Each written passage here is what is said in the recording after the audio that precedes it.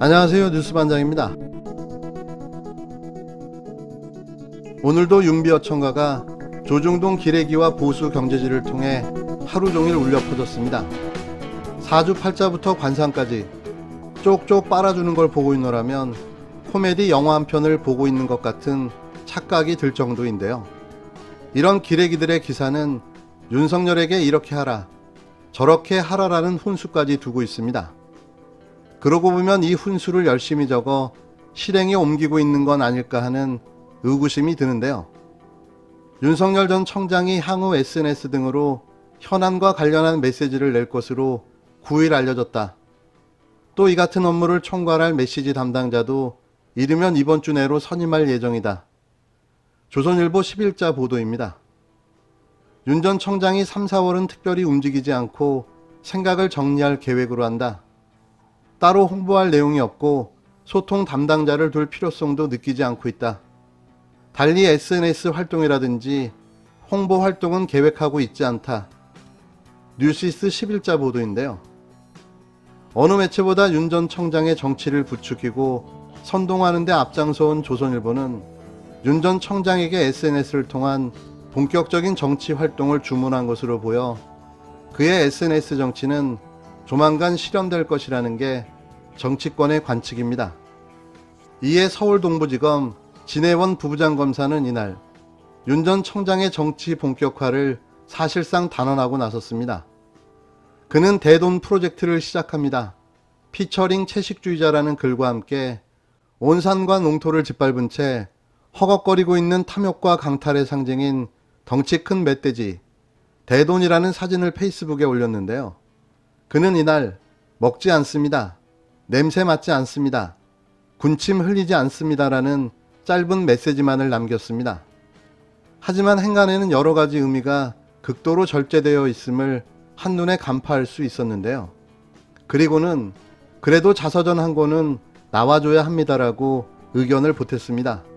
이와 관련해 통신사인 뉴시스는 이날 일각에서는 윤 전 청장이 당분간 생각을 정리하며 저술 활동에 집중할 계획이라고 전했다고 보도했는데요. 그냥 대돈, 그 이상도 이하도 아닙니다. 진짜 깜냥이 된다고 생각하나 봅니다. 조국 전 법무부 장관은 9일 2019년 하반기 이후 윤석열 전 검찰청장은 단지 검찰주의자, 검찰청장이 아니라 미래 권력이었다고 비판했습니다. 단 한순간도 자기 본분인 검찰청장으로서 직을 수행한 것이 아니라 자기의 지위를 이용해 미래 권력을 꿈꿔왔다는 이야기인데요. 조 전 장관의 이야기를 듣는 순간 윤석열의 과거 행적이 주마등처럼 스쳐갔습니다. 조 전 장관은 이날 페이스북에 2019년 하반기 이후 윤석열 청장의 자기인식은 단지 문재인 정부 고위 공무원이 아니었다는 글을 통해 이같이 말했는데요.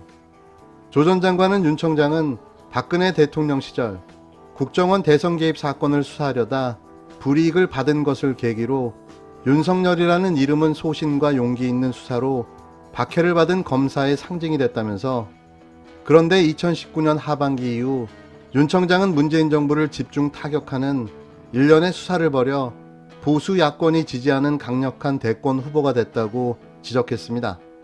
그러면서 박근혜 정부와 맞서 대중적 명망을 얻고 문재인 정부의 검찰청장이 되더니 문재인 정부를 쳐서 야권 대권 후보자가 된 것이라고 힐날했는데요.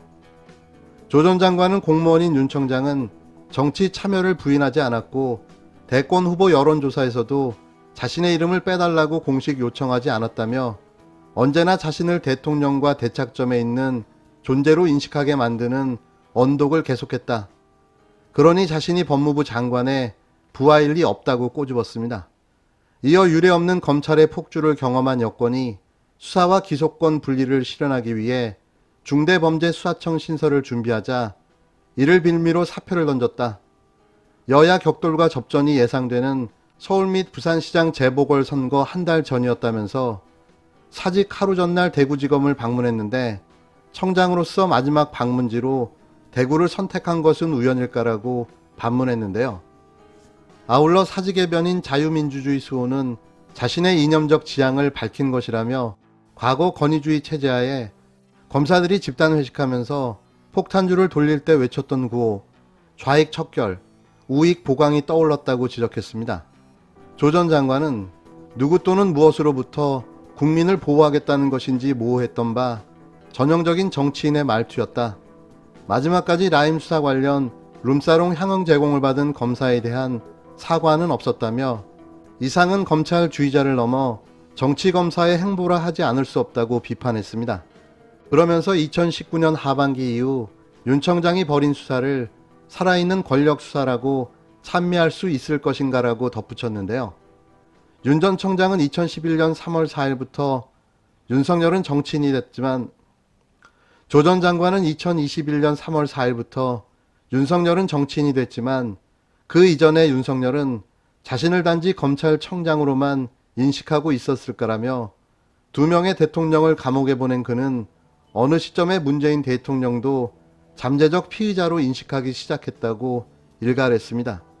이어 자신을 미래 권력으로 인식하기 시작했을 때부터였을 것이라며 이러한 자기인식을 갖게 된 그는 문재인 정부를 곧 죽은 권력이라고 판단했고 자신이 지휘하는 고강도 표적 수사를 통해 문재인 정부를 압박해 들어갔다고 보는 것이 합리적이지 않은가라고 역설했는데요. 조 전 장관은 이제 확실히 그는 대통령을 꿈꾸는 반문재인 야권 정치인이 됐다며 언론은 철저 검증은커녕 벌써부터 용비 어천가를 부르고 있다고 비난했습니다. 조 전 장관은 군사 쿠데타 이후 박정희와 전두환에 대해 각각 박비 어천가와 전비 어천가를 부른 언론이었으니 기대할 것이 없다며 촛불 시민이 검증하는 수밖에는 없다고 글을 마무리했는데요. 예리한 통찰력과 깔끔한 정리, 윤석열이 뭘 꿈꾸는지 우리 모두는 너무나도 잘 알고 있습니다. 그런데 과연 그가 그런 자격이 있는 사람일까요? 내로남불은 둘째치고라도 과연 국민과 헌법, 정의와 공정의 가치를 실현할 수 있는 그런 사람인가 되묻고 싶습니다. 지금 그에게 필요한 건 조사와 수사인데요. 아니죠. 수사가 맞겠죠. 그가 지금 가야 할 곳은 공수처이며 자신이 5035로 보낸 그 사람의 옆자리일 겁니다. 지금 LH공사 직원들의 토지 투기 문제로 국민들의 분노가 매우 큽니다. 개발을 담당하는 공공기관 직원이나 공직자가 관련 정보를 부당하게 이용하여 부동산 투기를 한다는 것은 우리 사회의 공정과 신뢰를 바닥에서 무너뜨리는 용납할 수 없는 비리행위입니다. 정부와 수사기관이 전모를 규명하고 엄정하게 책임을 묻겠지만 그와 같은 공직자의 부정한 투기 행태를 원천적으로 차단하고 투기 이익을 철저히 막는 등 부동산 거래의 투명성을 획기적으로 높이기 위한 제도 마련에 국회에서도 각별한 관심을 가져주기 바랍니다. 더 나아가 공직자가 아예 오이밭에서 신발을 만지지 않도록 이해 충돌을 방지하는 제도까지도 공감대를 넓혀주기 바랍니다.